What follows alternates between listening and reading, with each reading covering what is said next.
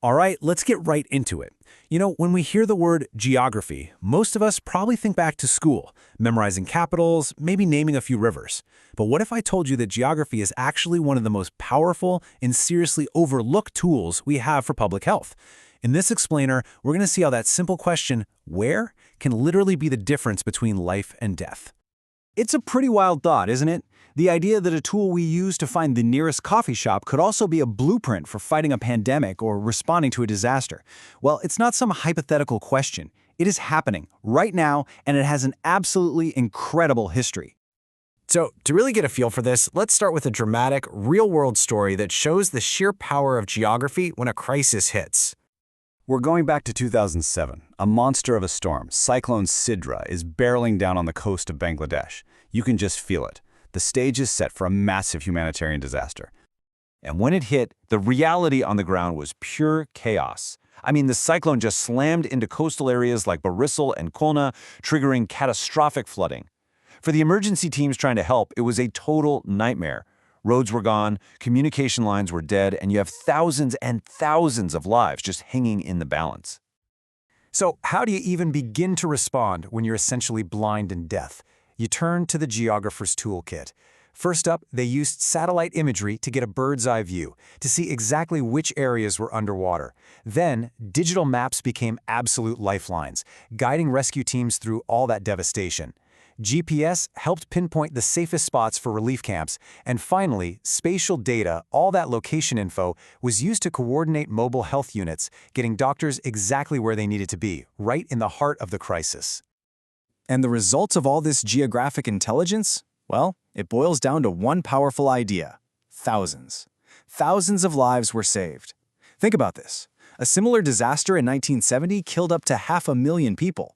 But this time, this coordinated, map-based response meant thousands of families were kept whole. It was a direct result of faster, smarter coordination, all made possible because they understood the where. That cyclone response was just incredible. But it wasn't magic. It was the application of some really core geographic principles. So let's pull back the curtain for a second and break down the actual science behind these life-saving maps. At its heart, geography is actually beautifully simple. You've got geo, which means Earth, and graphy, which means to write or study. So it's the study of the Earth's surface, and this is the crucial part, our relationship with it.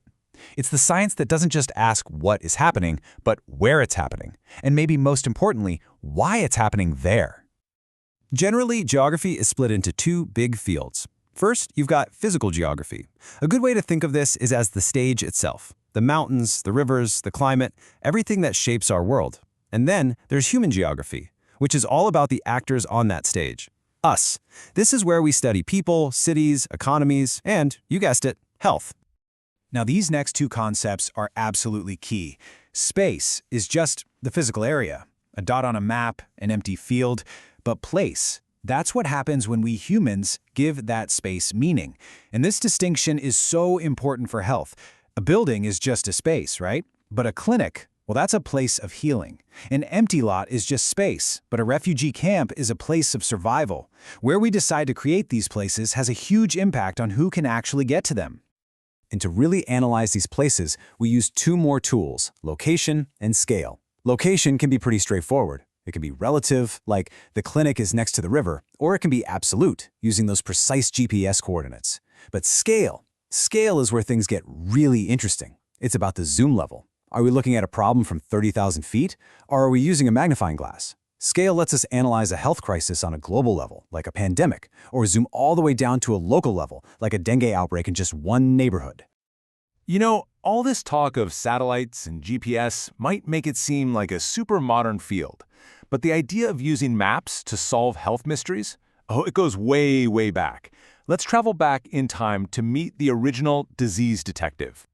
Okay, picture this. It's 1854. London is in the middle of a terrifying cholera outbreak. The common belief? It's spreading through bad air. But this one doctor, John Snow, he had a different hunch. He did something that was absolutely revolutionary for its time. He put a dot on a map for every single death. And what did he see? A pattern. A terrifyingly clear pattern. The deaths were all clustered around one specific water pump on Broad Street. He went to the authorities, convinced them to take the handle off the pump, and just like that, the outbreak stopped. That moment, that was pretty much the birth of modern epidemiology as we know it. Okay, let's fast forward over 150 years. John Snow's basic idea is now more powerful than ever before. We're using those same fundamental principles, but with supercharged technology, to tackle today's biggest health challenges. So, let's start with a challenge we all lived through pretty recently. When a virus is spreading like wildfire through a city packed with millions of people, how on earth do you even begin to get it under control? Well, the answer, once again, was geography. During the COVID-19 pandemic, cities all over the world, from Dhaka to New York, used zone maps. They carved up the entire city into color-coded zones based on infection rates. It sounds simple, but this visual tool was a total game changer. It meant authorities could do surgical lockdowns instead of just shutting everything down. And more importantly, it was like a spotlight, showing them exactly where to send precious medical resources, like tests and ventilators. All right, here's another huge one. We all know that healthcare isn't distributed equally. So how do you make sure that people in underserved communities, people who might live miles and miles from the nearest hospital, still get the care they need? Well, organizations like BRAC have this brilliant geographic solution. If people can't come to the clinic, you take the clinic to the people. They use detailed maps to identify populations that are being left behind, and based on that map, they send out mobile health units directly to those locations. It's a powerful way to bring healthcare right to people's doorsteps, making sure care reaches those who need it most. And how about this challenge? For diseases like tuberculosis, finding and treating every patient is crucial to stop the spread. But what do you do when those patients live in really remote, isolated areas? You guessed it, the answer is in the map. Tuberculosis screening programs depend on digital mapping to guide their healthcare workers. These maps literally highlight which communities are cut off or hard to reach, which allows them to create a targeted screening plan. And not focused approach dramatically improves how they find and treat TB in some of the most remote places. So we've seen it in disaster relief, in pandemics, in rural healthcare. It all keeps coming back to this one single, powerful idea about why geography is just so fundamental to our health. And this is really where it all comes together. Geography creates this deep divide in health outcomes. It's like a tale of two realities. If you're in a city, a hospital might be just around the corner, but the high population density means diseases can spread in a flash. But if you're in a rural area, you have more space, sure, but getting to a clinic might mean a very long and difficult journey. Your environment, your geography, directly shapes your health risks and your access to care. So if there's one thing to take away from all this, it's this. Geography isn't just about cool maps. It's about destiny.